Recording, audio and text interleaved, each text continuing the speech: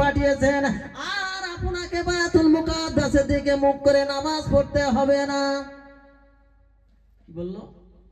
কিন্তু নিয়ত তো বাঁধা হয়েছে। দাদুরা মানে মাঠে কাজ করতে করতে এই পর্যন্ত লুঙ্গি ছাড়া আছে, আর গামছাটা মানে গুড়িয়ে পিছন দিয়ে গোদা আছে, আর নিয়ত বাঁধা আছে। এখন নামাজ পড়তে পড়তে আর গামছাটা খুলে গেছে, ওটা করতে গিয়ে কি বললো বুঝেছ? তা ডাকছে, নাতি তুই আমার পেছনে এটা গুজে দে, গামছার মুখটা গুজে দে। তা বলছে তুমি নামাজ পড়তে পড়তে কথা বলছো, তা বুঝে নিতে পারো না? তো বলছে আরে আমি তো নিয়ত করে হয়েছি, আর নিয়তটা তো আসল, তাই নাকি? হ্যাঁ, আমরা তো এখন গপ গপ করে মোবাইল চালাচ্ছি, তাই না? তো একটা দাদি মোবাইল দেখে, আর দাদু চলে গেছে জাল ফেলতে। কোথায় গেছে? জাল ফেলতে গেছে। আরে দাদুর কাছে ফোন করেছে, মোবাইল সকালে বাজছে, কিন্তু বুড়ি তো জানে না যে কোনটা টিপে কাটতে হয়, তাই না? হ্যাঁ, জানে? এ বুড়ি কি করেছে, হাঁড়ি এনে ডেকসি এনে চাপা দিচ্ছে।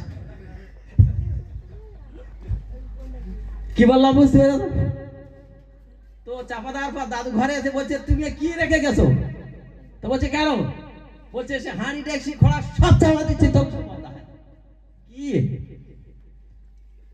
আমরা তখনকার মানুষ ছেলে কি বকা, তাই না? কিন্তু ইমানটা ছিল খাঁটি মজবুত, ওরা এত চালাক চতুরি ছিল না।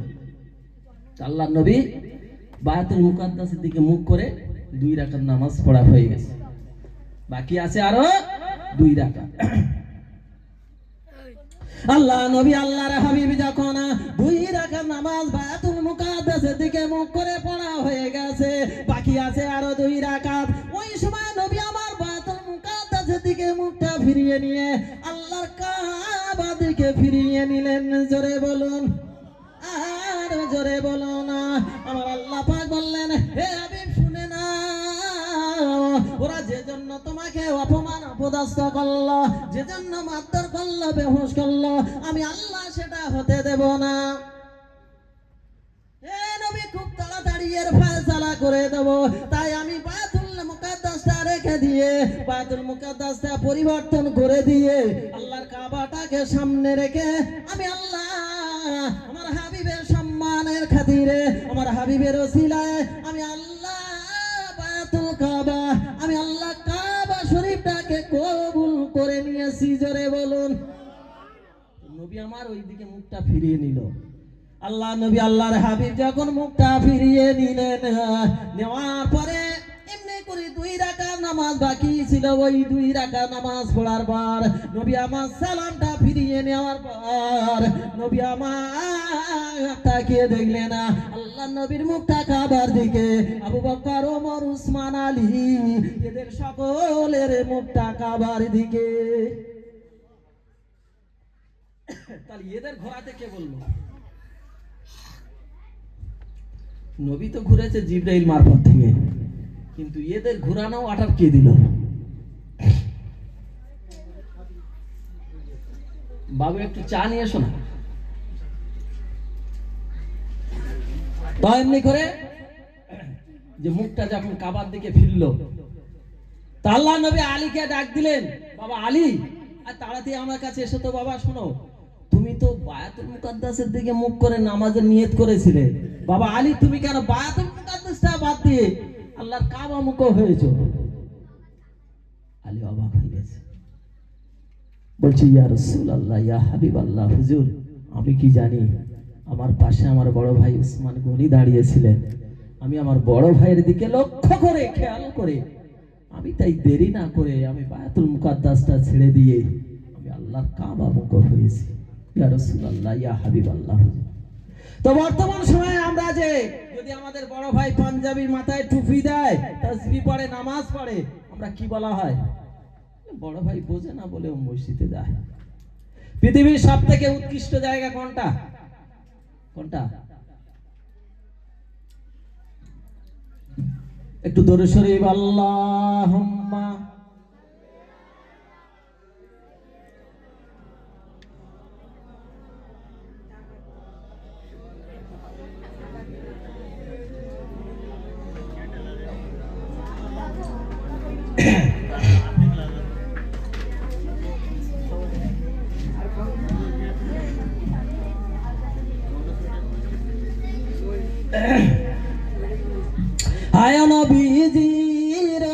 হাসরে, হায় নবীজি রোজ হাসরে দিও মোদের দেখা, থাকবে না কো বন্ধু সেই জন্য কাঁদব যে দিন একা। আল্লাহুম্মা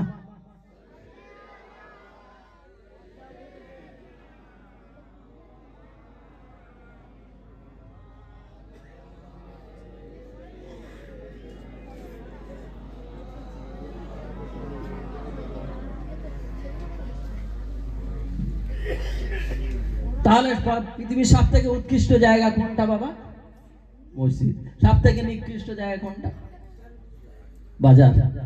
তার চেয়ে আরো নিকৃষ্ট চায়ের দোকান, তাই তো? হ্যাঁ, আমাদের ভিড়টা কোথায় বেশি হয়? চায়ের দোকানে তো ফতোয়া হয়। হ্যাঁ কি গো, বিশাল ফতোয়া। হ্যাঁ, কথা বললে গুনাহ হয়, আবার কথা বললে নেকি হয়, তাই না? আমরা যদি কথা বলার মাধ্যমে গুনার বোঝা পাহাড় বানিয়ে ফেলি তাহলে কি হবে? ফতোয়া দেবে মুফতি সাহেব, কারি সাহেব, কিন্তু এরা যে মানে ডান হাতে পেপার ধরবে আর বাম হাতে চায়ের গ্লাস নেবে, আর ফজরের নামাজের কোনো তুলনা নেই। চায়ের দোকানে গিয়ে পায়ের উপর পাটা দিয়ে খাচ্ছে, না আছে বিসমিল্লাহ, না আছে সুবহানাল্লাহ, তাই না? আছে? নেই।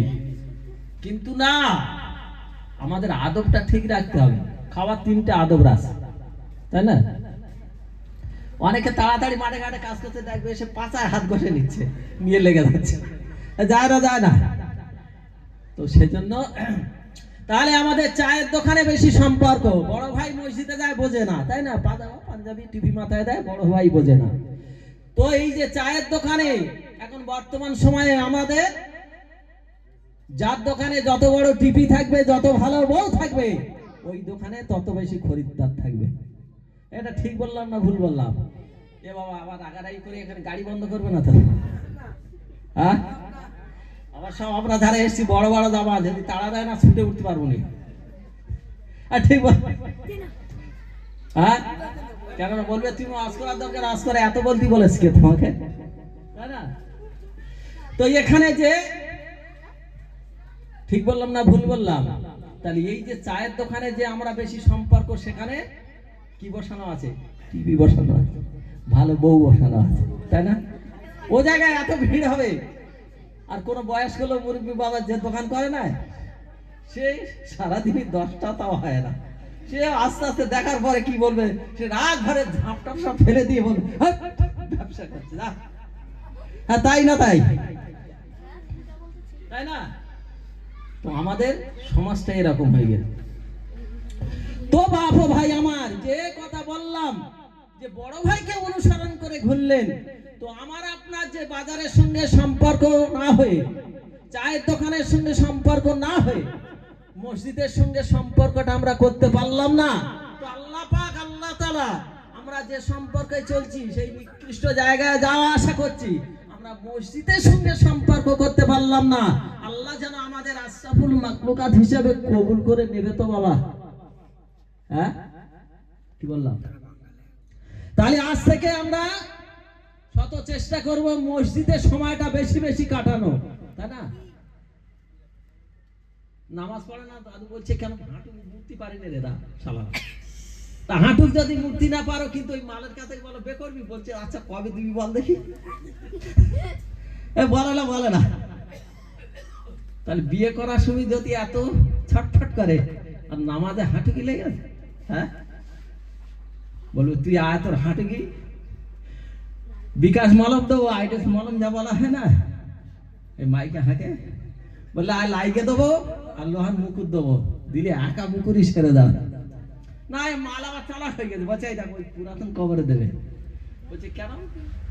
বলছে বাবা যদি আসে না, আমি তো জানি নামাজ পড়িনি, যদি আসে বলবো বাবা তুই ফিরে যা।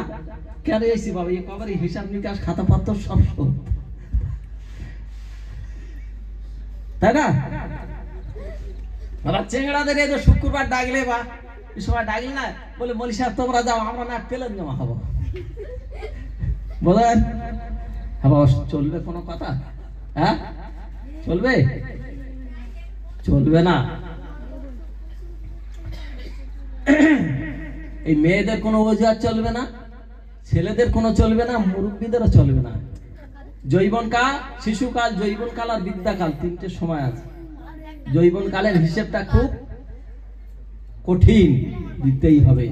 কিন্তু সেই যৌবনকালে দেখা যায় নারীর প্রবণে কেটে গেল। সেই যৌবনকাল দেখা যায় যাত্রা সিনেমায়, বিভিন্ন মেলা পার্বণে কেটে যায়, যায় না? যায়। আর যখন আর টানতে পারে না, তখন মসজিদ মুখ হয়। বাড়ির বউরা ঠোকর দেয়, বলে বুড়ো খালি চেঁচাচ্ছে, যাও ওই মসজিদ দিয়ে চলে। বলে না? বলে না? বলে। তো আল্লাহ আমাদের এই মসজিদের সঙ্গে বাজারের সঙ্গে সম্পর্ক না রেখে, আল্লাহ যেন আমার আপনার সকলের মসজিদের সঙ্গে বেশি বেশি করে সম্পর্ক রাখার তৌফিক দান করে। সকলে বলুন আমিন। তো বাবা আলীকে যখন এমন কথা বললেন, আলী তো ছাড় পেয়ে গেল। কার দায় দিয়ে? উসমানকে দায় দিয়ে। নবী আমার বললেন, বাবা উসমান, ও বাবা উসমান, তুমি তো বায়তুল মুকাদ্দাসের দিকে মুখ করে বাবা নামাজে নিয়ত করে ফেলেছিলেন, তুমি কেন বাবা বায়তুল মুকাদ্দাস ছেড়ে দিয়ে আল্লাহর কাবা মুখ হয়েছো? উসমান বললেন, ইয়া রাসূলুল্লাহ, ইয়া হাবিবাল্লাহ, হুজুর আমি কি জানি?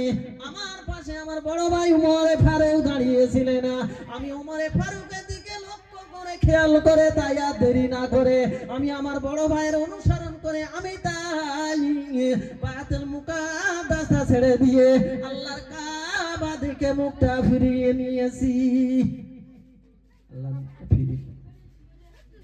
আল্লাহ এবার ওমরকে ডাকে, নবী আমার, ও বাবা ওমর, তুমি কেন বাবা বায়তুল মুকাদ্দাসের দিকে মুখ করে নামাজে নিয়ত করলেন? বাবা তুমি কেন বায়তুল মুকাদ্দাসটা ছেড়ে দিয়ে আল্লাহর কাবা মুখ হয়েছো?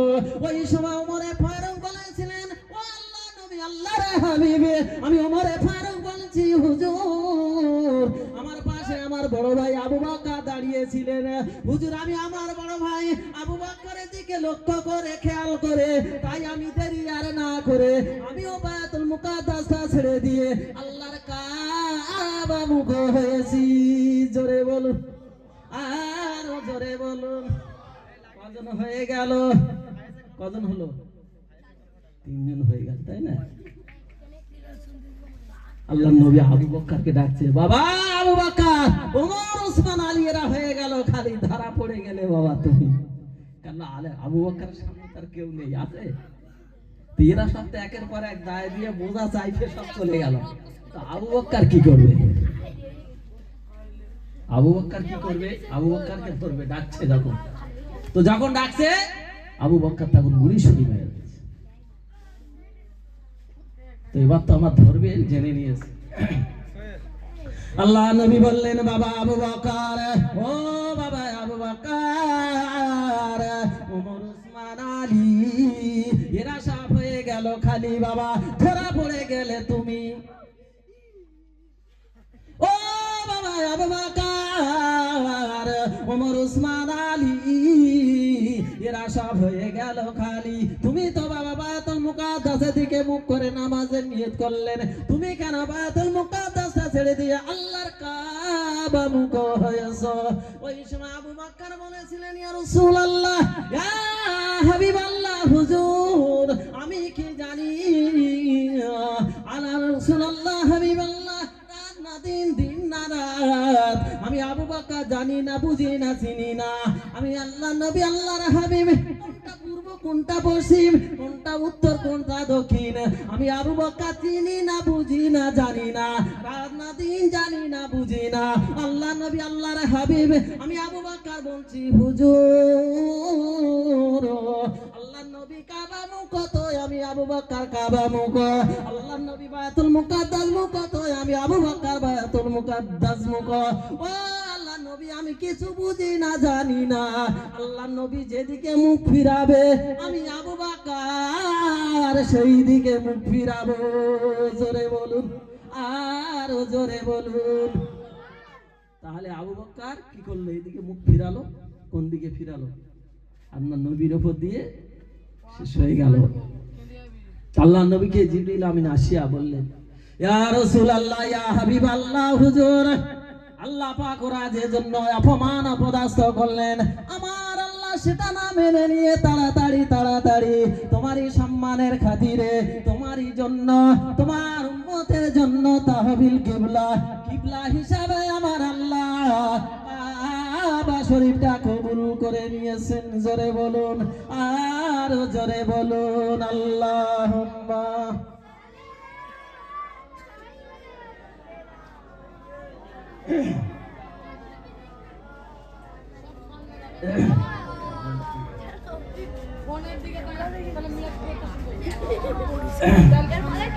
ধন্য যে জন পড়ল দরুদ, ধন্য যে জন পড়ল দরুদ, প্রিয় নবীর নাম,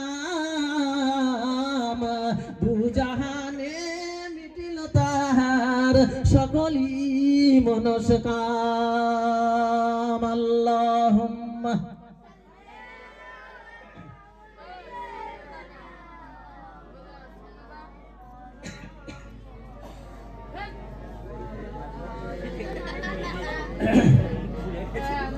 তোমার আল্লাহ বললেন টুকরা,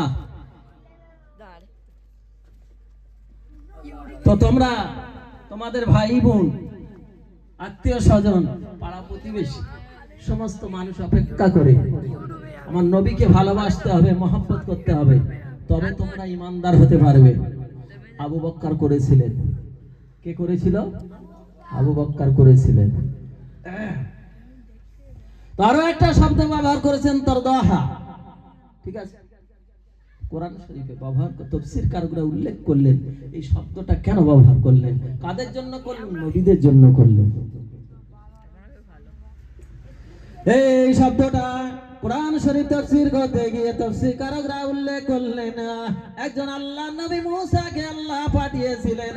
ওই মুসাকে যখন ফেরাউন ধাওয়া করলেন, লোকজন ধাওয়া করে নিয়ে মুসা দরিয়ার কিনারায় দাঁড়িয়ে গেছে।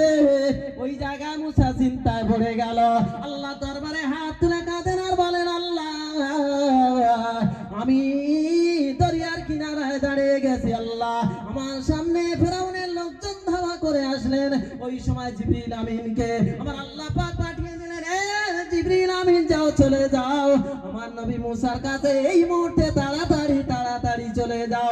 আমার নবী মুসার কাছে গিয়ে বলবে, মুসার হাতের আশা বাড়ি খানা নিয়ে আমি আল্লাহ আমার নাম করে দরিয়ার পানিতে আঘাত করবে।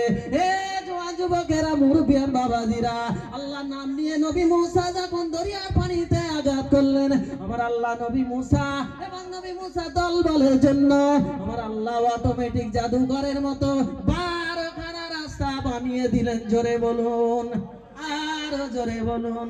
এই মুসলমান নবী মুসা চিন্তা করলেন, আল্লাহ কোন রাস্তা যাব, কোন রাস্তা ধরবো। নবী মুসা চিন্তিত হয়ে গেল। ওই সময় আল্লাহ বললেন, জিবরিল আমিন এই মুহূর্তে আবার চলে যাও, আমার নবী মুসার সামনে যে রাস্তাখানা পড়বে ওই রাস্তাখানা আমার নবী মুসা ধরবে। মুসার দেখে মুসা দলবল ফিরবে, আমি আল্লাহ ওদেরকে হেফাজত করে নিব। জোরে বলুন সুবহানাল্লাহ। কি বললো? ফিরবে, আমি হেফাজত করে নেব। তো নবী মুসা যখন পার হয়ে গেল, দলবল পার হয়ে গেল, ফেরাউন ইমাম মনে করলে আমার বাবার রাস্তা আমি যাই। ইনি গিয়ে ওখানে কি হলো, ওই জায়গা রাস্তা শেষ হয়ে গেল, আর নেই পানি, আর পানি হাবুডুবু সাঁতার কেটে পানি খেয়ে যখন টুটি পর্যন্ত হয়ে গেল, আর পানি কিনতে পারে না। ওই সময় বলছে, আনা মিনাল মুসলিমিন, আল্লাহ আমি ঈমান এনেছি, আমি মুসলমান হয়েছি। আল্লাহ বলছে, আর হয়? হ্যাঁ, এ তো শুকনো বেঈমান রে, হ্যাঁ তাই না, তো আর হবে না। তো ওখানে ফেরাউনকে গেল, শেষ হয়ে গেল, তাই না? তো শেষ হয়ে গেল। তো এমনি করে শেষ করে দেওয়ার পর আমার আল্লাহ বললেন, নবী মুসা আমি তোমারই জন্য কি করলাম, ফেরাউনকে মারলাম, তোমার দলবল বাঁচালাম, তোমারও বাঁচালাম। নবী মুসা এতে কি খুশি হয়েছো তুমি? নবী মুসা বললেন, আল্লাহ কিসে খুশি হওয়া না হওয়া এতে কিছু আসে যায় না, আল্লাহ আমি নবী মুসা বলছি, আল্লাহ আমার আল্লাহ যাতে খুশি, আমার নবী মুসা তাতে খুশি, আমার আল্লাহ যাতে রাজি, আমি নবী মুসা রাজি। এমনি করে নবী ইব্রাহিমকে আল্লাহ বললেন, হে নবী ইব্রাহিম, আমি তোমার নমরুদের আগুনের কুণ্ড থেকে বাঁচিয়েছি, শুধু বাঁচায় নাই, আগুনটা তোমার জন্য আরামের বিছানা, ফুলের বাগিচা বানিয়ে দিয়েছি নবী ইব্রাহিম। এতে কি তুমি খুশি হয়েছ নবী ইব্রাহিম? কি বললো নবী ইব্রাহিম? বললেন, আল্লাহ কিসে খুশি না হওয়া আমরা কিছু আসে যায় না আল্লাহ, আমার আল্লাহ খুশি তো আমি নবী ইব্রাহিম খুশি, আমার আল্লাহ রাজি তো আমরা নবী ইব্রাহিম রাজি। তাহলে এমনি করে নবীগণে যখন এমন কথা বললেন, নবী ইসকে বললেন, আইয়ুবকে বললেন, সব কিছু বলার পরে যে আল্লাহ এমনি করে বললেন, হে আমার নবীগণ তোমরা সকলে শোনো, আমি আল্লাহ পাক তোমাদের সম্মুখে বলছি, তোমরা, আমি আল্লাহ রাজি তো তোমরা রাজি, আমি খুশি তো তোমরা খুশি, আর আমি আল্লাহ স্বয়ং বলছি, আমার আখিরি পয়গম্বর যিনি জনাবে মুহাম্মদ রাসূল, আমার বদস্ত হাবিব যদি খুশি হয়, আমি আল্লাহ খুশি রাজি। জোরে বলুন, আর জোরে বলুন। তাহলে সমস্ত নবীগণ যদি রাজি খুশি হয়, তাহলে আল্লাহ খুশি হলে এরা খুশি, আবার আল্লাহ বলছে হাবিব খুশি হলে তাহলে আমি খুশি রাজি, তাই না? তাহলে এই যদি হয়, তাহলে এই যে হাবিবের সম্মান বা হাবিবের মর্যাদা, যে আদব, তাদের সুন্নাত যেগুলো, সেগুলো তো আমাদের রাখতে হবে। হবে না? হবে না? হ্যাঁ, হবে না?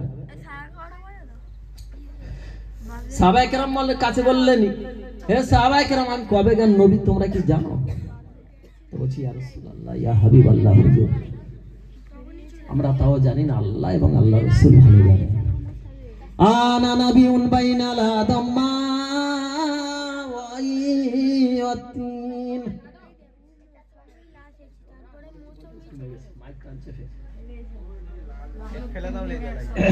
একটা আওয়াজ ফিরে আসছে, চিনচিন করছে। তেমনি করে বললেন যে সাহাবায়ে কেরাম শুনে নাও, আমি কবেকার নবী, কতদিনের নবী। হে সাহাবায়ে কেরাম, আল্লাহ একজন আদম তৈরি করার জন্য, যিনি হলেন আমাদের আদম নবী, তাকে তৈরি করার জন্য দুটো মেডিসিন ব্যবহার করছেন। সেটা কি মেডিসিন? আর তিন মানে মাটি, পানি। তো সাহাবায়ে কেরামদের বললেন, সাহাবায়ে কেরাম শুনে নাও, ওই যে আদম শফিউল্লাহকে তৈরি করার জন্য আল্লাহ যে দুইটা মেডিসিন ব্যবহার করেছেন, ওই দুইটা মেডিসিন, মাটি মাটির জায়গা ছিল, আর পানি পানির জায়গা ছিল। হে সাহাবায়ে কেরাম শুনে নাও, আল্লাহ আদম শফিউল্লাহকে তৈরি করার জন্য যে মেডিসিন ব্যবহার করেছিলেন, মাটি আর পানি এক জায়গায় করে কাদা বানাবেন, ওই কাদা দিয়ে সুন্দর একটা পুতুলের রূপ ধারণ করবেন, রূহ ফুঁকে আদম শফিউল্লাহকে তৈরি করবেন। হে সাহাবায়ে কেরাম, ওই মাটি মাটির জায়গা ছিল, পানি পানির জায়গা ছিল, পানি পানির জায়গা ছিল, মাটি মাটির জায়গা ছিল। তখন আমার আল্লাহ আমাকে নূর হিসাবে আকাশে রেখেছিলেন। জোরে বলুন, আরো জোরে বলুন। সাহাবায়ে কেরামেরা, ওই মাটি আর পানি এক জায়গায় করা হয়নি, তখন আমার আল্লাহ আমাকে নূর হিসাবে রেখেছিলেন। মুসলমান মুমিন, আকৃতির সূরত কয়টা? চারটা। কটা? হাকিকতে বলেছে চারটা, নূরা ছিল চারটা, তাই না? একটা হলো মানুষের সূরত, একটা হলো ফেরেশতার সূরত, একটা হলো ময়ূর আকৃতির সূরত, আর একটা সূরত কারো জানার অধিকার নাই, আর আল্লাহ জানে। কি বললাম? ময়ূর আকৃতি বিশিষ্ট নূরে মুহাম্মাদিকে করে একটা শাজারাতুল ইয়াকিন বৃক্ষের উপর রাখলেন। ওই বৃক্ষের উপর নবী বসে ওখানে তাসবিহ পাঠ করেছিলেন ৭০,০০০ বছর পর্যন্ত। জোরে বলুন সুবহানাল্লাহ। তাহলে নবী ওই জায়গা কত বছর ছিল? ওখানে বসেছিল।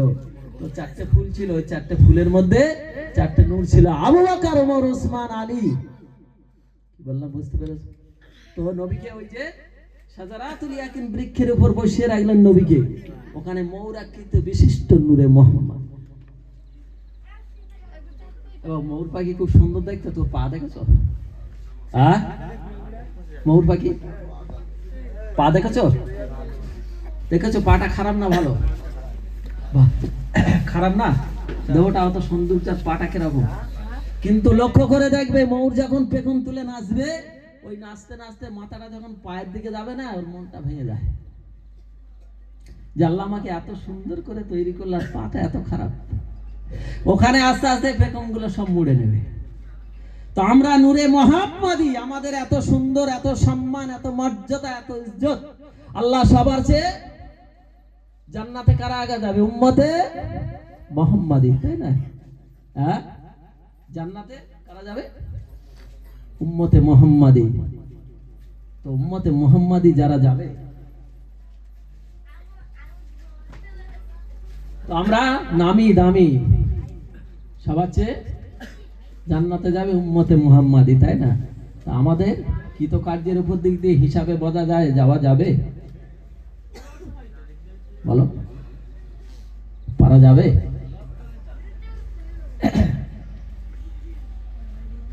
শফিউল্লাহকে তৈরি করলেন, করার পরে যখন রুহু ফুঁকে আদম শফিউল্লাহকে বানালেন, বানানোর পরে কি করলেন? আদমের রুহু ফুঁকে তৈরি করলো। তৈরি করার পরে কি করলেন? রুহু দিল।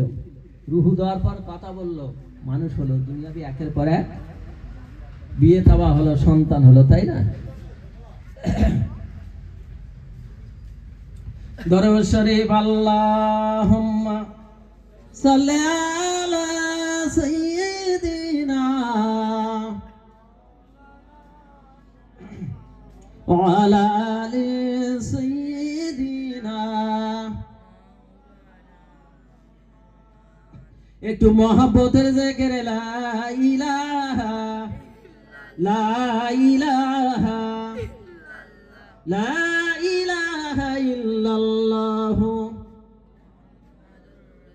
কাক ডাকে কাকারাবে, কোকিলের সার মধুর লাগে, বইল হে মন্তের হাওয়া, আল্লাহ ছাড়া কোন মাবুদ নাই, বলো লা ইলাহা লা ইলাহা লা ইলাহা ইল্লাল্লাহ। তো বাবু যে কথা বললাম, যে মৌরাকৃত বিশিষ্ট নূরে মুহাম্মাদী সৃষ্টি করলেন, আদমকে তৈরি করলেন। তো আমার নবীকে যে তৈরি করার পরে, আমার নবী যে উম্মতে মুহাম্মাদীর উপরে যে মিরাজ শরীফে যাওয়ার পর 50 ওয়াক্ত নামাজ হলো, সব মাফ হয়ে গিয়ে 5 ওয়াক্ত নামাজটা রয়ে গেল, তাই না? এই যে 5 ওয়াক্ত নামাজটা আমার উপর, আপনার উপর ফরজ হয়ে গেল। এই ফরজটা কি রেহাই দেবে আমাদের? মান জাবিল হাসানাতি ফালাহু আশরু আমসালিহা। যে ব্যক্তি একটা ভালো কাজ করবে 10 গুণ নেকি তাকে দেওয়া হবে। নামাজ ছিল কয় রাকাত? 50 রাকাত কমে গেল কয় রাকাত? 5 রাকাত কমলো তো হবে কেন? 45 হলো। নবী আমার আল্লাহ তরফ থেকে যখন উম্মতে মুহাম্মাদের জন্য নবী আমার যখন নামাজটা নিয়ে ফিরলেন, ওই সময় নবতে মুসা কালিমুল্লাহর সঙ্গে দেখা হয়। নবী মুসা বললেন, ইয়া রাসূলুল্লাহ, ইয়া হাবিবাল্লাহ, হুজুর আপনি আপনার উম্মতানির জন্য আপনি আল্লাহর দরবার থেকে কি নিয়ে আসলেন বলেন? যে আল্লাহ পাক আমার উম্মতানির জন্য দৈনিক 50 ওয়াক্ত নামাজটা ফরজ করে দিয়েছে। নবী মুসা শুনে বললেন, ও আল্লাহর নবী, তুমি শিগগির ফিরে যাও, এই 50 ওয়াক্ত নামাজটা তোমার উম্মতেরা পালন করতে পারবে না। আল্লাহ ফিরে গেল, গেল আবার গেল 5 ওয়াক্ত কমালো, এইভাবে 9 বার কমার পরে 45 ওয়াক্ত নামাজটা আল্লাহ মাফ করলেন। করার পরে 5 ওয়াক্ত রাখলেন। তো এই 5 ওয়াক্ত নামাজটা যেটা আমরা তো ঠিক মতো পড়ি না, পড়ি, তাহলে কিভাবে হিসাব দিব? কিভাবে হিসাব দিব? এই শেষকালেতে এলাম না, 25-30 বছর শেষ পরে কথা এসছি। আমরা তো 60-70 বছর জিন্দেগি, তাহলে আমাদের জিন্দেগি যদি এতটা হয়, তাহলে আমরা বাঁচবো কত বছর? মনে আছে কি? এ বাবু, আমরা কত বছর হায়াতে বাঁচবো কেউ জানা আছে? একজন মানুষ জানতো, তিনি কে? তিনি হলেন আদম। নবী আদম জানতেন আমি কতদিন বাঁচবো, আর পৃথিবী কেউ জানতো না। তখন আজরাইল আসতো হুকুম নিয়ে, ওয়াটার নিয়ে, তোমাকে সজাগ করে দিত যে তোমার মৃত্যু হবে। আমি আসবো, জানটা নিব। নবী মুসার জীবনী শুনুনি তো? নবী মুসার কাছে যখন এলো আজরাইল, আসার পরে সালাম দিয়ে বলছে তোমার তো মৃত্যু। তা বলছে হ্যাঁ, আমাকে মৃত্যু অটার হয়ে যেমন যেতে হবে। তেমনি করে নবী মুসাকে সালাম দেওয়া হয় নাই। তো বললেন নবী মুসা তুমি বলো কোত্থেকে তোমার জান বাহি করবো? গাল থেকে? তা বলছে গাল দিয়ে আমি এই জিহ্বা দিয়ে তৌরাত কিতাব পড়ি, আসমানি কিতাব দেওয়া পড়ি আমি। তা বলছে চোখ দিয়ে? তা বলছে চোখ দিয়ে দেখে পড়ি। হাত দিয়ে আমি তৌরাত কিতাবটা ধরি, আসমানি কিতাব। পা দিয়ে হেঁটে আমি মসজিদে যাই। কান দিয়ে যে আজান হয়, আজানের ধ্বনি দেয়, আমি কান দিয়ে শুনি। তুমি কি করো? আজরাইল অবশেষে গিয়ে বলেছিলেন, বললেন নবী মুসা তাহলে আমি যেখানে খুশি সেখান থেকে বাইর করব। যেই কথা বলেছে সজরে একবার মানে চাপড় মেরেছে, চোখ চাপালি একদম বেঁকিয়ে ফেলেছে। কাকে? আজরাইল। আজরাইল আল্লাহ দরবারে গিয়ে বললেন রব্বুল আলামিন, আল্লাহ আপনার নবী আমাকে এমন একটা খবর দিয়েছে, আল্লাহ আমি এই কাজ আর কোনোদিন করব না। আল্লাহ জানে, কিন্তু বলছে তুই কি করেছিস? তো বলছে আল্লাহ সালাম দিই। আর কি করেছিস? বলছে আল্লাহ আমি বলেছিলাম যেখানে খুশি সেখান থেকে বার করবো। বোঝা যায় কি? তো বলছে আর সালাম না দিয়ে বেয়াদবি করেছে, করে এখানে এসে আর এই কাজটা করবো না, এই সাবজেক্ট আর নেবো না কেন? আল্লাহ বললেন আজরাইল তুমি যাও, চলে যাও, চিন্তা করো না, ভেবো না, আমি আল্লাহ তোমার সাবজেক্টটা পাল্টে দিয়ে দিব। আজ থেকে আইন বিধানটা পাল্টে দিব। ও আজরাইল পৃথিবীর জমিনে যারা দুনিয়া থেকে বিদায় নিবে, এরা যখন মৃত্যুবরণ করবে, কেউ বলবে হঠাৎ স্ট্রোক হয়ে গেছে। কি হয়েছে? স্ট্রোক হয়ে গেছে। কেউ বলবে গাড়ি থেকে অ্যাক্সিডেন্ট করে ধাক্কা লেগে মারা গেছে, কেউ বলবে বিস্ফোরণ করে মারা গেছে, কেউ বলবে পানিতে ডুবে মারা গেছে, কেউ বলবে বিদ্যুৎ শর্ট খেয়ে মারা গেছে, কেউ বলবে গলায় কিছু বেঁধে গিয়ে মারা গেছে, কেউ বলবে বড় বড় ব্যাধি থেকে মারা গেছে। ও আল্লাহ পাক আজরাইলকে বললেন আজরাইল আজ থেকে তুমি চলে যাও, যত মাকলুকে জাহান তুমি নিয়ে আসবে, আর কোনদিন তোমার দোষ হবে না। তাহলে দোষগুলো আমাদের পূর্বেরা করে দিয়ে গেছে, তাই না? হ্যাঁ, থেকে যায় না। তো এই জন্য আদম জান্নাত থেকে কেন বার হবে আর আমাদের এই ব্যারাম গুলো কেন চাপবে? তো আদম বার হওয়ার পরে আস্তে আস্তে করে এইগুলো আস্তে আস্তে আগিয়ে গিয়েছে, বা আস্তে আস্তে করে আদম জান্নাত থেকে তো সরাসরি বার হয় নাই, হয়েছে সাপের গালে থেকে বার হয়েছিল। কিসের গালে? সাপ। জান্নাতের কোনো পথ ছিল না। সাপকে বন্ধুত্ব করার পর ওই সাপকে নিয়ে গালের ভিতরে হা করে বসলো, বন্ধুর গালে বসলো আর নিয়ে এসলো। সাপের গালে কি ছিল? আম্বা ছিল, বিষ ছিল না। 64টা পা, 68টা পা ছিল। সব পা কেটে নিল আদমকে উতে ফেলার জন্য, শয়তানের মধ্যে প্রবেশ করানোর জন্য। যখন শয়তান প্রবেশ করে আদমকে উলঙ্গ করে দিল, প্রবেশ করলো, আল্লাহ বললেন এই যে সাপ সৃষ্টির জগৎ যে প্রাণী, এর 68টা পা সব কেটে নাও, আর এর গাল থেকে মেশক আম্বার বার করে নিয়ে এমন বিষ প্রহর করে দিয়ে দাও, ও সারা জীবন বইতে থাকবে। তাহলে ওর কৃতকর্মের দরুন সব কেটে নিয়েছে। তো আমার আপনার এই যে চলাফেরার মাধ্যম দিয়ে হায়াত বাড়বে। বড়দের কি করতে হবে? সম্মান করতে হবে নাকি? সম্মান করতে, ছোটদের স্নেহ ভালোবাসতে হবে, তাই না? তো বড়দের সম্মান করবে না, সামনে গিয়ে বললো দাদু বিড়ি দাও, তাই না? বিড়ি দাও। তো স্বামী স্ত্রী সম্মান করবে তো? করে না? তুমি যাও, তাই পারি আর ফেলে খাও তো, কোথায় দিয়ে স্যার নেকামো করে করে বলে না, বলে না। এবার খেজুর গাছ দেখেছ? খেজুর গাছ দেখে না? ওর এক কোন দিকে থাকে? ওপর দিকে তো, ওপর দিকে নয়। আবার দুটো একটা মেয়ে ওরকম আছে, কি বললাম বুঝতে পারছি?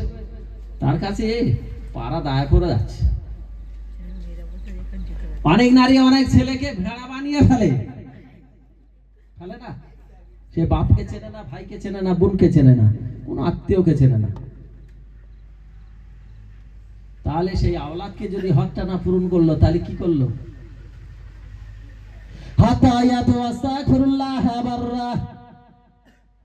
হকের কথা বলছি। এমনি করে আল্লাহ নবী আল্লাহর হাবিবের কাছে একজন সাহাবা এসে বললেন, ইয়া রাসূলুল্লাহ, ইয়া হাবিবাল্লাহ, হুজুর, আমার আব্বা জান আম্মা জান দুনিয়া থেকে বিদায় নিয়েছে। ও আল্লাহ নবী, আল্লাহর হাবিবে, আমি তাকে কাফন দাফন দিলাম, আমি হাতে গোসল দিলাম, আমি তাকে কাফন দাফন করে কিছু মেহমানদারি করলাম। ও আল্লাহ নবী, আল্লাহর হাবিব, আমি এখনো তাদের জন্য আরো কি করতে পারি? কি করতে পারি? আল্লাহ নবী বললেন, বাবা সাহাবা, তুমি তোমার আব্বা জান, তুমি তোমার গর্ভধারিণী জনম দুঃখিনী মা জানের কবরের পাশে গিয়ে দাঁড়িয়ে তুমি সন্তান হিসাবে, তুমি পাড়াপতি হিসাবে, তুমি এমনি করে আলাউলাদ হিসাবে ওই জায়গায় গিয়ে যদি দাঁড়িয়ে দাঁড়িয়ে আত্তাহিয়াতু আস্তাগফিরুল্লাহ সূরা ফাতিহা শরীফটা, তওবা শরীফটা পড়ে, দুরূদ শরীফ পড়ে যদি কিছু আল্লাহ শাহী দরবারে হাত তোলেন, আল্লাহর কাছে কাঁদেন, যদি চোখের দুফোঁটা পানি ফেলতে পারেন, আমার আল্লাহ পাক আল্লাহ তাআলা তোমার এই চোখের পানির ফোঁটার ওসিলা করে আল্লাহ তোমার আম্মা জানের যদি আযাবুল কবর হয়, তোমার আত্মীয় স্বজনের যদি আযাবুল কবর হয়, আমার আল্লাহ ওই পানির বিনিময়ে ওদের কবরের আযাবটা নাজাত করে দেয়। জোরে বলুন, আরো জোরে বলুন। মুসলমান শুধু তাই নয়, ওয়ালান নাফসুল মুমিনিনা মুহাল্লাকাতান বিদায়ুনি হাত্তা ইরজুহু আনহু, বলেছে তুমি যদি ঋণ করো, কি ঋণ? আর বর্তমান সময়ে দেখা যাচ্ছে কোন গরিব মানুষ যদি কারোর কাছে কোনো একটা জিম্বা আমানত স্বরূপ রাখে, তো রাখার পরে মারা গেল, নিজে যাচ্ছিল যে আমার ছেলে মেয়েদের ফেরত দিও, তো 10 লাখ টাকা দাম ছিল, পরবর্তীতে তাকে 50 লাখ টাকা দাম। ও বলবে সেই তোর বাপের তুলে নিয়ে কবর থেকে হবে। এখন হয় না? হয় না? হয় না? এরকম হয়। তো বাপ যদি অঙ্গীকার করে যায় কিংবা ঋণ করে যায়, তাহলে এই যে বেশি বড় সমাজ না করে করে আগে ঋণটাকে শোধ করতে হবে। কি বললাম? ঋণটাকে শোধ করতে হবে। এই ঋণটাকে শোধ করলে তারপরে, তা না হলে ওর আত্মাটা ওই জান্নাতের দরজায় ঝুলানো থাকবে। কোথায় থাকবে? ও জান্নাতে যাবে, ওর আত্মাটা ওখানে ঝুলন্ত অবস্থা থাকবে। ভাই বোনকে যদি ফাঁকি দাও, এমনি করে মানুষকে যদি ঋণগ্রস্ত তা হয়ে ফাঁকি দাও, তার কাছ থেকে ঋণ নিলে, তাকে ফাঁকি দিলে, তো হবে না। অনেকে বলছে নামাজ পড়ে না, কবছর 30 বছর 40 বছর নামাজ পড়ে না, মরার পরে একটা কোরআন শরীফ নিয়ে বলছে কাফারা দিলাম। আর এক ওয়াক্ত নামাজ কাজা হলে 250 টাকা কাফারা হয়। 250, তাহলে 30 বছর কত হবে কাফারা? দাদা ভাই বলে একটা দিয়ে ওই কোন রকম মেনশন করে দাও, তাই না? তো হবে না। বাবু ঘুম এসে যাচ্ছে, ধরে শরীফ আল্লাহুম্মা সাল্লি আলা সাইয়্যিদিনা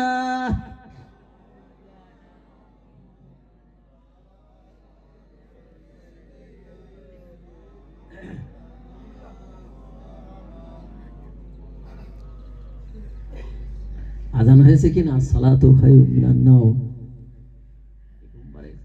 একটু সকাল সকাল উঠেছে না, এটা কথা বলছি। যদি আজান হয়েছে কানে এসছে, বুঝতে পেরেছো? নামাজ পড়ে, সারাদিন দিন মজুরি পারিশ্রমিক মজুরি করে, তো কষ্ট করে অতিরিক্ত, তো উনি কি করেছে, তাড়াতাড়ি উঠে জামাতটা ধরার জন্য চলে গেছে, যাচ্ছে। এখন যে জায়গায় জামা থাকে পাঞ্জাবি, শর্ট পাঞ্জাবি, তো ওই জায়গায় এখন দাদির সায়া আছে। কি বল? ও দাদু কি করেছে, এখন সায়াটা পাঞ্জাবি না রে, আর সায়াটা নিয়ে চলে গেছে। ওদের জামাতে কাতার সব দাঁড়িয়ে গেছে, উনি এখন মসজিদে ধরে গিয়ে জামাটা গুলিয়ে নিয়ে হাত দিচ্ছে, হাত বার চেয়ে দেখছে যে দাদির সায়া। ইরে, একটা মান সম্মানের ব্যাপার। হ্যাঁ, এরকম ঘটে তো, ঘটে না? তো দেখো যেন নামাজ তাড়াতাড়ি করতে গিয়ে যেন পাঞ্জাবি জায়গায় সায়া নিয়ে চলে যাও। হ্যাঁ, এরকম হয়। তো পায়খানা লেখা থাকে না একটা জেন্টস একটা লেডিস, তাই না? তো এখন মুরব্বি তো ওই এখন মানে মেয়ে ছেলে ওটা গিয়ে ঘামে, আর মেয়ে ছেলেটা বার হয়ে বলছে চাচা তোমার জ্ঞান নেই, তুমি এই এখানে কোনটা লেস লেডিস আর কোন জেন্টস তুমি জানো না? তা বলছে বাবা আমি তো জানি রে। তা মেয়ের পোশাকটা দেখে আছে এই যে শর্ট প্যান্ট শর্ট জামা গায়ে আছে। তা বলছে বাবা তুমি যে প্যান্ট পোশাক পরে আছো তুমি নারী না নারী? হ্যাঁ, তুমি তো মধ্যমে। তা বাবা আমি কি করে চিনবো বলো তো? আমি দূর থেকে দেখা পেলাম তুমি যাচ্ছ, তাহলে আমি বললাম কোন একটা বেটা ছেলে ঢুকেছে। বাবা তুমি মধ্যমে, আমি জানি না। তো সেই জন্য বাবা ঢুকেছি, মানে ঘা মেরেছি, আমাকে ক্ষমা করে দাও। তো বর্তমান সময় আর হচ্ছে না, হয় না? হ্যাঁ, এই পোশাকের জন্য আমরা অপমান অপদস্থ হচ্ছে, তাই না? দায়ুস কোনোদিন জান্নাতে যাবে না। দায়ুস কারা? যারা তার বিবিকে হেফাজত করে না, তার মেয়েকে হেফাজত করে না, এরাই হলো দায়ুস। তাহলে আমরা হেফাজত করছি, কাউকে একটু আশ করছি? করি না, তাই না? তো বলেছে পর্দা স্বরূপ যাও, মাথাটা ঢেকে দাও, আড়াল হয়ে যাবে। তো এমন পোশাক করছে সে মনে হয় বডিটা টাটা সুমোর মতো দেখতে হচ্ছে, তাই না? হ্যাঁ হ্যাঁ, টাটা সুমোর মতো দেখতে। আবার সে ঘোড়ার মতো এরা আম ছাগল, জানো? এরা আম ছাগলে মুখোশ করে তোমার বাজারে গিয়ে সব ফলে কামড় মারা যাচ্ছে। বাস্তব ঘটছে না, ঘটে না? তাহলে এই যে পর্দা খেলা, পর্দাবিহীন নারীর কোন ইবাদত কাজে আসবে না। তাহলে এদের কাজ কোনটায় আসবে? পর্দাটা আগে করতে হবে। এই যে বিভিন্ন রকমের পোশাক, হ্যাঁ তুমি পরিধান করো, তুমি সাজুগুজু করো, তোমার স্বামীর সামনেই করো, বেগানা পুরুষকে দেখাও। তো এখন বর্তমান সময়ে স্বামী ঘরে এলে মুখটা ফুলিয়ে এরম করে থাকবে, হ্যাঁ, বাইরে গেলে লিপস্টিক লাগিয়ে আবার মেকআপ করে চিকচিক ঝিকঝিক লাগিয়ে রাস্তায় যাবে। ব্যাপারী এলে মনে হয় যেন খালাতো ভাই, অনেক দিনের পরিচয়, তাই না? সব তো আদবের খেলা। কিয়ামতের মহাময়দানে, হাসরের ময়দানে, ওখানে দুজন বার হবে, কে ভালো আর কে মন্দ চেনা হবে। একজন বেরোবে সুলাইমান নবী, একজন বেরোবে মুসা নবী। মুসা নবী কি করবে? ওই যে হাতের আশা লাঠি, ওর দ্বারা চেনা করবে। আর সুলাইমান মানে এখানে আংটি থাকবে, এর দ্বারা যেমন শিলমোহর, আমরা যেমন স্টাম্প মারা হয় না, কোথায় মারা হয়? বিভিন্ন দলিল পত্রে, সরকারি রেজিস্ট্রি পেপারে মারা হয়। তো ওই রকম মারবে। কে মারবে? সুলাইমান এবং মুসা। দাব্বাতুল আরদ গায়েব হওয়ার পর একটা অদ্ভুত জন্তু বার হবে। তো ওখানে সে সারা পৃথিবী ঘুরে আসবে, মুহূর্তের মধ্যে গায়েব হয়ে যাবে। হলুদ রঙের পশম হবে, সূর্য পশ্চিম দিক দিয়ে উদিত হবে, অনেক ব্যাপার। তো এখানে বলা হয়েছে ওই জায়গায় লোক সব কাতার হয়ে যাবে। হে মুসলমান ভাইয়েরা, বাবাজিরা, যারা নামাজি হবে তাদের কপাল থেকে নূর চমকাবে। আল্লাহ নবী, আল্লাহর হাবিবে ওই নূর চমকানো দেখে বলবে এটা হলো আমার উম্মত। কি বলবে? আমার উম্মত চিনবে। জান্নাতের দরজায় তো সবাই ভিড় করবে, কিন্তু ওই জায়গা চিনে নেবে। নবী মুসা আলাইহিস সালাতু সালামের হাতের আশা লাঠি দিয়ে যারা মুমিনগণ হবে, এদের কপালে একটা নুরানি রেখা টেনে দিবে, তার দ্বারা তার চেহারাটা নুরানি হয়ে যাবে। যে মুসলমান যারা বেঈমান কাফের মুশরিক হবে, হযরত সুলাইমান এদের আংটি দ্বারা হাতে এমনি করে ঘাড়ে একটা করে শিলমোহর করে দিবে, তার দ্বারা তাদের চেহারাটা মলিন হয়ে যাবে। কি হয়ে যাবে? মলিন হয়ে যাবে। তাহলে আমাদের নামাজ পড়তে হবে না? হবে না? তাহলে নামাজ পড়তে হবে, জীবনের গুনাহটা মাফ করতে হবে, তাই না? অন্তরটা কিয়ামতের ময়দানে, হাসরের ময়দানে আল্লাহ বেশি কিছু দেখবে না, স্বচ্ছ আমল এবং স্বচ্ছ অন্তর, এই দুটো জিনিস দেখবে, দুটো, আর বেশি কিছু দেখবে না। তো এমনি করে অন্তরটা ঠিক করতে হবে, তাই তো। তাহলে এখানে যে ভাই বোনের যে হকটা যেন মেরে না খাওয়া হয়, তাই না, তাদের যেন বুঝে দেওয়া হয়, তাহলে কিন্তু ইবাদত কাজে আসবে। তা না হলে আত্মাটা জান্নাতের দরজায় ঝুলন্ত থাকবে। ওই ভাইকে কৈফিয়ত দিতে হবে, ওই বোনকে কৈফিয়ত দিতে হবে, ওই পাড়া প্রতিবেশীকে কৈফিয়ত দিতে হবে। একটা গায়ের কমকে ফাঁকি দিলেন, সে পেশাব করে পানি নেওয়ার ব্যবহার করার জ্ঞান হয় নাই, তারই কাছে তুমি হাসরের ময়দানে ওখানে দাঁড়িয়ে গেলেন, তুমি একটা মুসলমান, তুমি একটা আল্লাহওয়ালা, বোঝা গেল? তাহলে আমাদের খুব সতর্ক, খুব সাবধানে পা ফেলতে হবে, তা নাহলে আমাদের বোঝাটা মাথায় থেকে যাবে, বোঝা গেল? তুমি বাদশা হয়েছো, তুমি বলবে যে আমি আমার সম্পদের চাপে এর ভারসাম্যের উপরে আমি নামাজ পড়তে পারিনি। মেয়েরা কি বলবে যে আমার সন্তান পেশাব করে দিয়েছিল, চলবে? হ্যাঁ, রোগী ব্যক্তি যারা অসুস্থ বললি চলবে? চলবে না। কেন? তার জন্য আল্লাহ সব সাবজেক্ট রেখে দিয়েছে। আল্লাহ নবী সুলাইমানকে সারা পৃথিবীর রাজত্ব পাইয়া দিয়েছিলেন। হযরত সুলাইমান একদিন নামাজ ত্যাগ করেনি। আল্লাহ সর্বপ্রথমে কিয়ামতের ময়দানে, হাসরের ময়দানে আল্লাহ পাক নবীকে এমনি বলে বেনামাজিকে ডাক দিয়ে বলবেন, হে আমার বান্দা নামাজ পড়িসনি কেন বল? বলবে আল্লাহ এই যে কাজকাম মালজালের ভারসাম্যের উপর দিক দিয়ে আমি নামাজ ত্যাগ করেছি। আল্লাহ বলবে বান্দা তুই মিথ্যা কথা বলছিস, মিথ্যা অবজর করছিস। আমি একজন নবী পাঠিয়েছিলাম, নাম হলেন সুলাইমান আলাইহিস সালাতু সালাম। এমনি সারা পৃথিবীর রাজত্ব পাইয়া তিনি একদিন নামাজ ত্যাগ করেনি। তুই আমার বান্দা মিথ্যা কথা বলছিস। ও ফেরেশতা একে নিয়ে জান্নাতের দিকে যাও। রোগীকে ডাকা হবে, অসুস্থ ব্যক্তি, পীড়িত ব্যক্তি বলা হয়েছে যাকে, পীড়িত ব্যক্তিকে ডাকা হবে। পীড়িত ব্যক্তিকে ডাকার পর বলবে তুমি কেন নামাজ আদায় করোনি? বল আমার বান্দা বলবে আল্লাহ আমি বিমারে ছিলাম, আমি বড় অসুস্থ ছিলাম, আমি বিভিন্ন ব্যাধি থেকে ভুগে আমার শক্তি সামর্থ্য ছিল না। বলবে না না না, তুই আমার বান্দা মিথ্যা কথা বলছি। একজন নবী পাঠিয়েছিলেন আইয়ুব সালাতু সালাম। আইয়ুবকে সারা দেহটা পোকায় খেয়ে ফেলেছিল। এমনি করে অবশেষে জিহ্বায় যখন ধরলো, এই জিহ্বা ধরার পর ওই সময় আল্লাহর কাছে বলেছিলেন আল্লাহ আমি সব কিনে কোনো কিছু আসে যায় না, আল্লাহ আমি যে জায়গা দিয়ে তোমার ডাকবো স্মরণ করবো ওই জায়গা খেয়ে নিলে আল্লাহ আমি তোমাকে কিভাবে ডাকবো?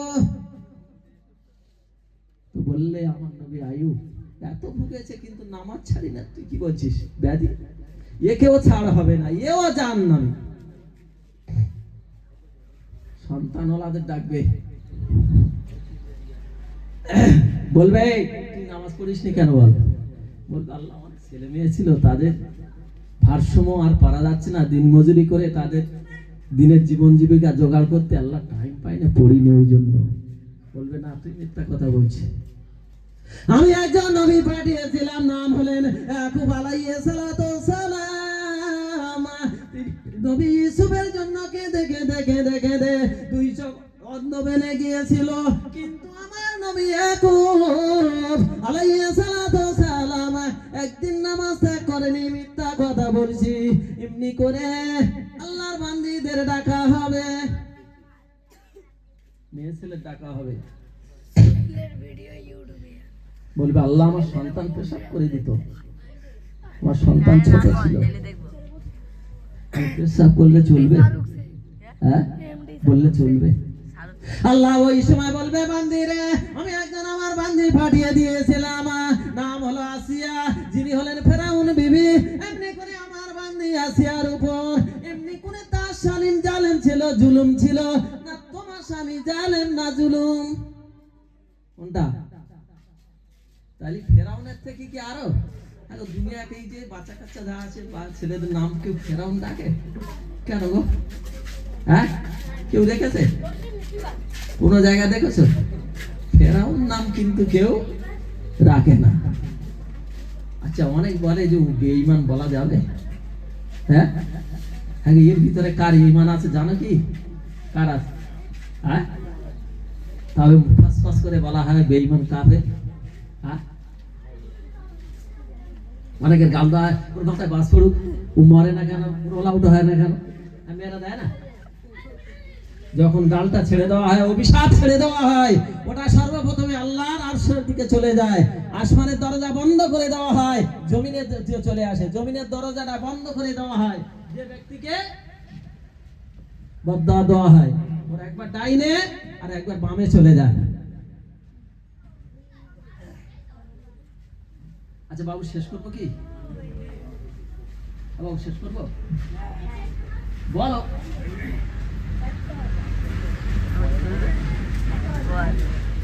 আচ্ছা, 12:30 বেজে গেছে বাবু, এখন এরপর আপনার থেকে বিদায় নিব। তো যত কিছু বলেছি,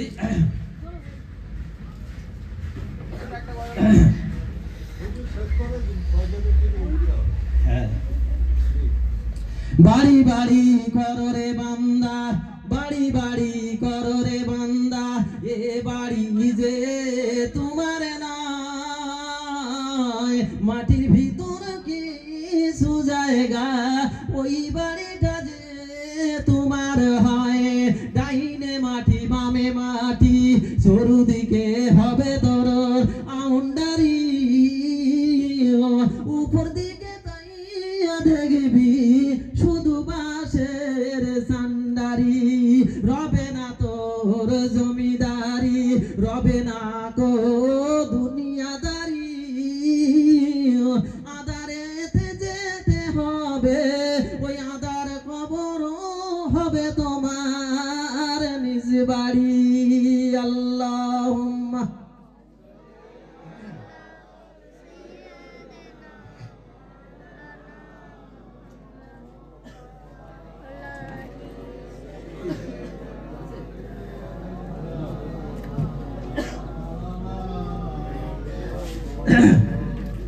বাবু, সন্ধ্যার প্রাপ্তকাল থেকে নিয়ে আমরা যারা এখানে এসেছি বা বসেছি, একাধিক ওলামায়ে হযরতের মুখে যা কিছু শুনলাম, আল্লাহ শোনা এবং বলার চেয়ে আমাদের যেন বেশি বেশি করে এর উপরে আমল করে চলার তৌফিক দান করে। সকলে বলুন আমিন। দুরূদ শরীফ। আল্লাহুম্মা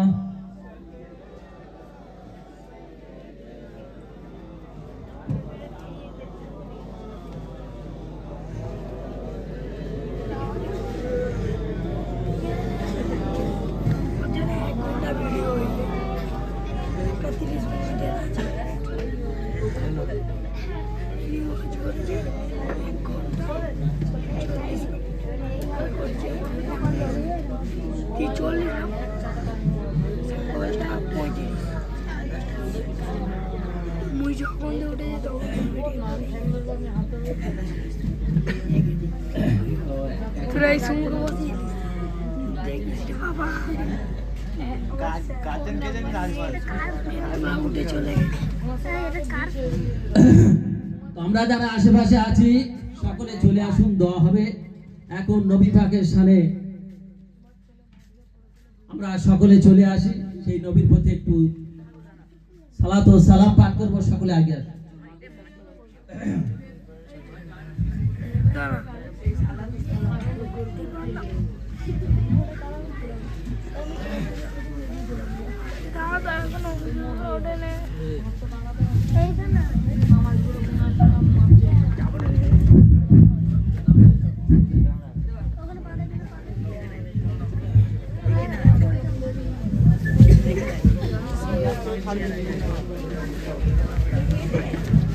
কুড়ি কুড়ি